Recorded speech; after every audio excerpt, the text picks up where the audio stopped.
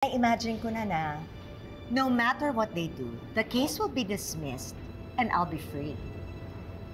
Napakasama mo talaga. How can you stand there at nakukuha mo pang magmayabang? Ha? Kayo nga itong mayabang eh. Nai-imagine nyo kaagad na matatalo nyo ako.